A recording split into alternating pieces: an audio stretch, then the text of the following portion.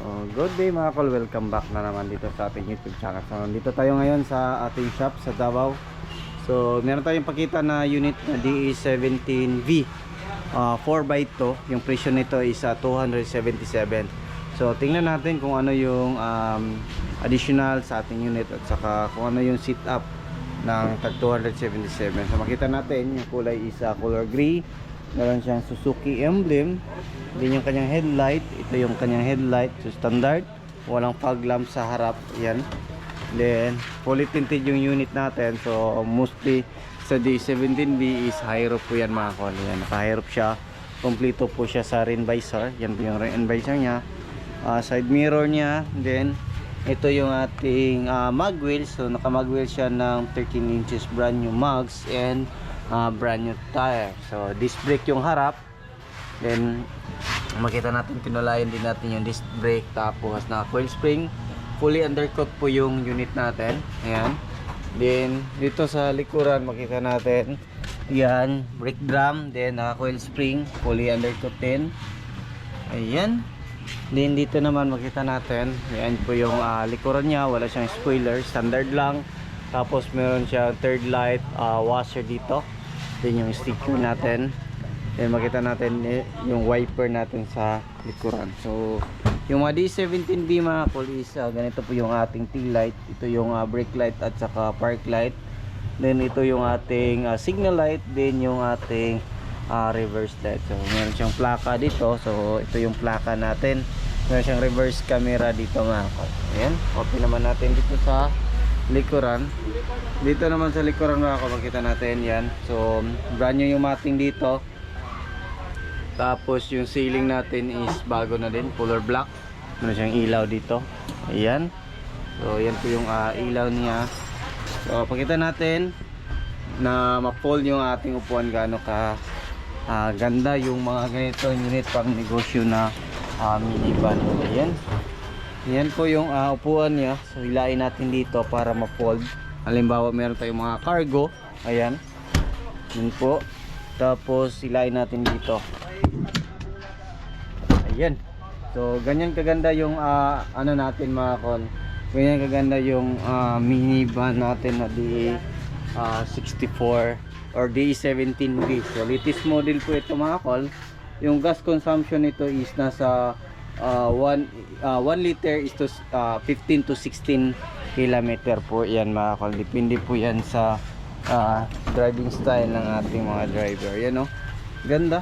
So ito yung mga the best pang negosyo na mga unit D17V. So meron siyang mini fan, extra mini fan sa ceiling natin. Yan. Then yan po yung upuan.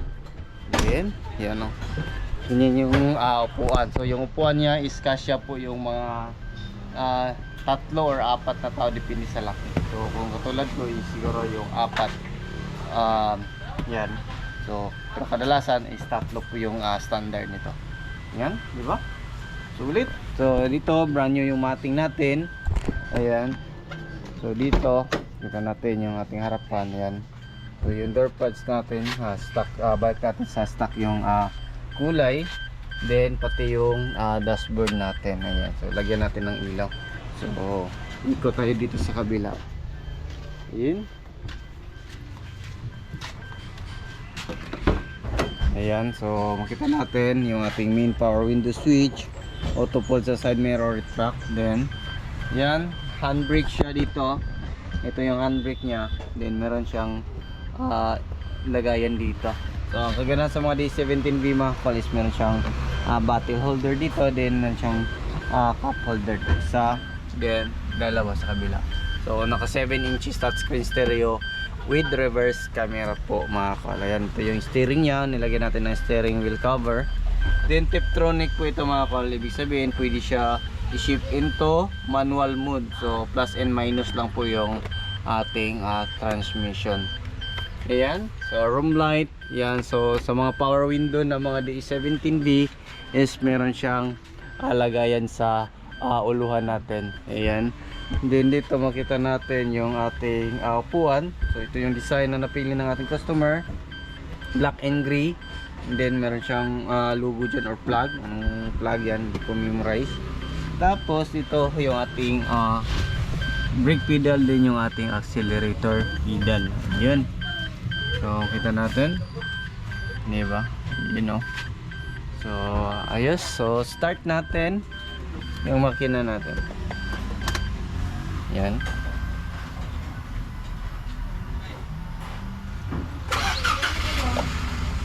Ayan. So under na. So close pa natin yung mga traction control is naka ano na yan. Hindi yan functional, condemn po yan. Then ayan, hazard switch. So check natin yung makina ng ating unit. Dito tayo mag-check ng makina. Ayan. So ito yung makina natin. So lagyan natin ng ilaw. So yun, ito yung makina natin mga koli. Yung makina nito is RO6A engine, VVT, kaya napakatipid po ng makina na to mga koli. So VVT siya. Tapos 12 valve, 3 cylinder all aluminum engine. So ito yung kanyang injector, yan. Common rail, ayan, PCB valve. Then dito tayo, yan po yung oil filler niya. Yan, oxygen sensor nandyan. Then yung pump sensor, yan. So sa mga ibang vlog natin, pakita natin, kilalanin natin lahat ng parts ng makina na to. Ayan.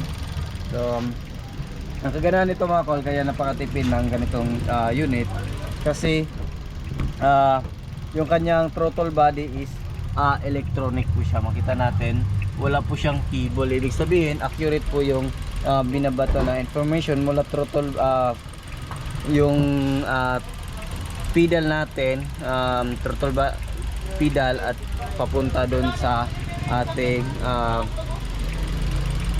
throttle body. Ayan, so ganyan ka tipid yung unit natin kasi accurate po yung information na binabato sa ating computer papunta throttle body. Yan, open natin dito, kita natin.